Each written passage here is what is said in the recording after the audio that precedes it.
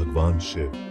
नाम सुनते ही मन में श्रद्धा और आदर का भाव उमड़ आता है। हिंदू धर्म में त्रिदेवों में से एक ब्रह्मा और विष्णु के साथ भगवान शिव का स्थान सबसे महत्वपूर्ण है।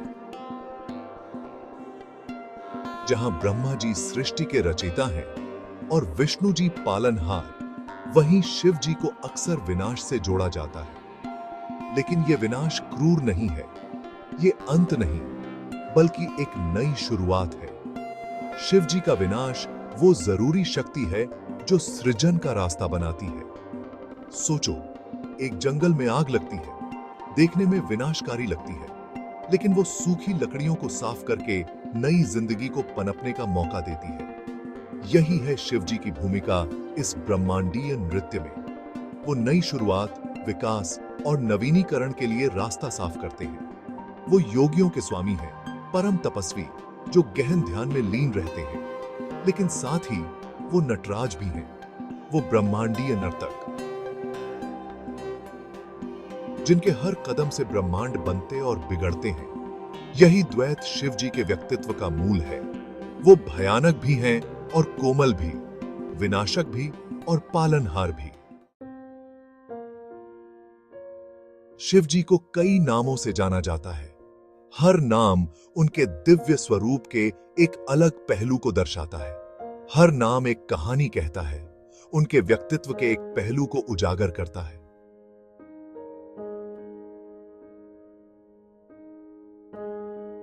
डिवोटीज इन नामों का जाप करते हैं, उनका आशीर्वाद चाहते हैं और उनके बहुआयामी स्वरूप को समझना चाहते हैं। वो महादेव हैं, महान देवता जिनकी अपार शक्ति और करुणा के लिए उनकी पूजा की जाती है। वो शंकर हैं, सुख देने वाले, जो हमें याद दिलाते हैं कि सच्चा आनंद तो हमारे भीतर ही है। वो नीलकंठ हैं, नीले कंठ वाले, जो दुनिया की रक्षा के लिए जहर पीने की उनकी इच्छा का प्रमाण है।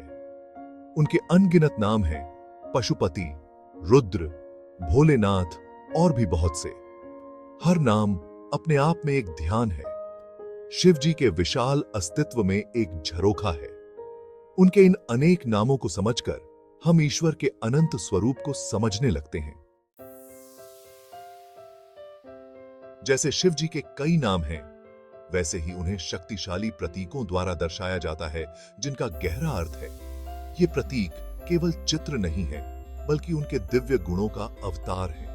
ये हमें निराकार और अनंत से जुड़ने का एक मूर्त तरीका प्रदान करते हैं। उनका त्रिशूल अस्तित्व के 3 मूलभूत पहलुओं का प्रतिनिधित्व करता है: सृजन, पालन और विनाश। यह एक अनुस्मारक है कि ये ताकतें हमेशा काम पर रहती हैं, ब्रह्मांड में और हमारे भीतर भी। उनका डमरू जीवन की लय का प्रतीक है, सृजन और विघटन के निरंतर चक्र का।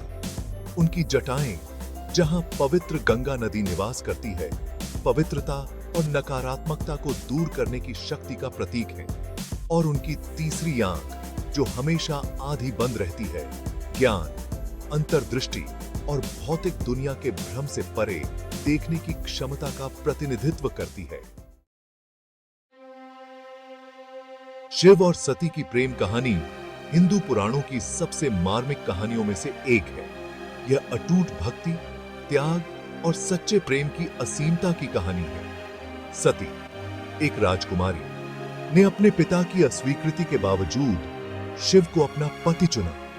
उनके पिता दक्ष ने एक भव्य यज्ञ का आयोजन किया, लेकिन शिव को आमंत्रित नहीं किया। सती अपने प्रिय के प्रति अपने पिता के अपमान से दुखी होकर अग्नि में कूद गए। अपनी पत्नी के खोने से व्याकुल शिव ने तांडव किया। विनाश का नृत्य, जिससे ब्रह्मांड का विनाश होने का खतरा पैदा हो गया। देवताओं ने हस्तक्षेप किया, शिव को शांत किया और ब्रह्मांड में संतुलन बहाल किया। बाद में सती का पुनर्जन्म पार्वती के रूप में हुआ और उनकी प्रेम कहानी जारी रही, जो 2 आत्माओं के बीच मौजूद शाश्वत बंधन का प्रमाण है।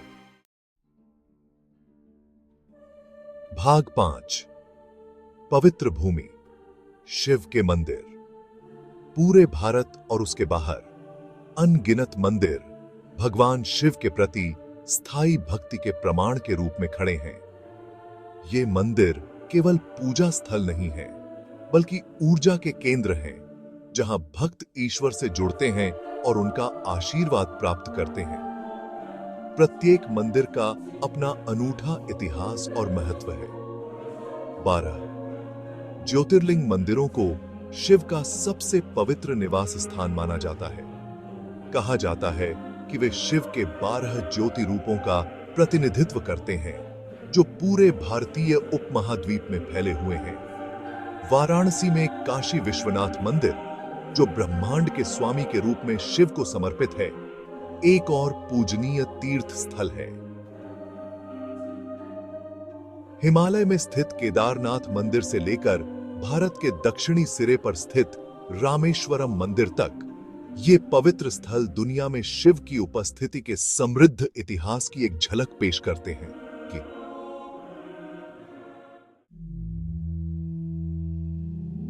भाग 6 शिव का सार, शांति। पौराणिक कथाओं और प्रतीकवाद से परे शिव गहन गुणों को धारण करते हैं, जो हमारे अपने जीवन के लिए मार्गदर्शन प्रदान करते हैं। उनका सबसे महत्वपूर्ण गुण उनकी गहरी शांति है। विध्वंसक होने के बावजूद शिव शांति के प्रतीक हैं। वह गहन ध्यान में बैठे हैं, जो दुनिया की अराजकता से अविचलित हैं। उनकी शांति निष्क्रिय नहीं है, यह एक गतिशील शांति है, अपार शक्ति और स्पष्टता का स्रोत है।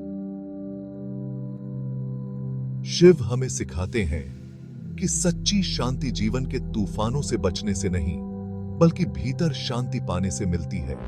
यह आंतरिक शांति की भावना पैदा करने के बारे में है, जिसे बाहरी परिस्थितियों से हिलाया नहीं जा सकता है। शिव की शांति को अपनाकर हम अधिक समता और अनुग्रह के साथ जीवन की चुनौतियों को नेविगेट कर सकते हैं। भाग 7 शिव का सार, दया। जबकि उन्हें अक्सर एक भयंकर योद्धा के रूप में दर्शाया जाता है, शिव की करुणा की कोई सीमा नहीं है। उन्हें भोलेनाथ के रूप में जाना जाता है, जो निर्दोष हैं, आसानी से अपने भक्तों की प्रार्थनाओं से द्रवित हो जाते हैं। वह कमजोरों के रक्षक और संकट में पड़े लोगों की शरण स्थली हैं। दुनिया को बचाने के लिए शिव द्वारा जहर पीने की कहानी उनकी असीम दया का उदाहरण देती है। उन्होंने स्वेच्छा से दूसरों की रक्षा के लिए दुख का भार उठाया, जो उनके निस्वार्थ स्वभाव का प्रमाण है।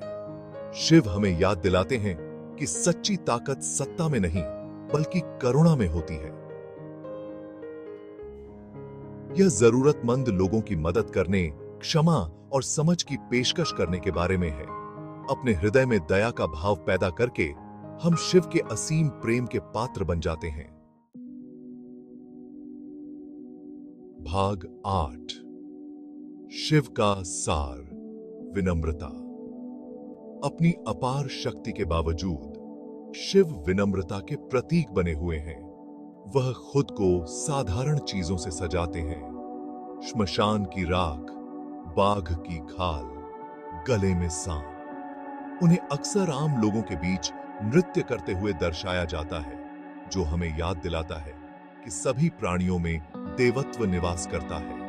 शिव हमें सिखाते हैं कि सच्ची महानता अहंकार या अहंकार में नहीं, बल्कि अपने और दूसरों के भीतर ईश्वरीय चिंगारी को पहचानने में है। यह विनम्रता की भावना के साथ जीवन को अपनाने के बारे में है। यह पहचानते हुए कि हम सभी आपस में जुड़े हुए हैं। पहचान की अपनी आवश्यकता को छोड़कर और विनम्रता को अपनाकर हम अपने आप को सच्चे विकास और ज्ञान के लिए खोलते हैं। भाग 9 अपने भीतर के शिव को अपनाना। भगवान शिव अपनी सारी महिमा और जटिलता में हमें जीवन के लिए गहन सबक देते हैं।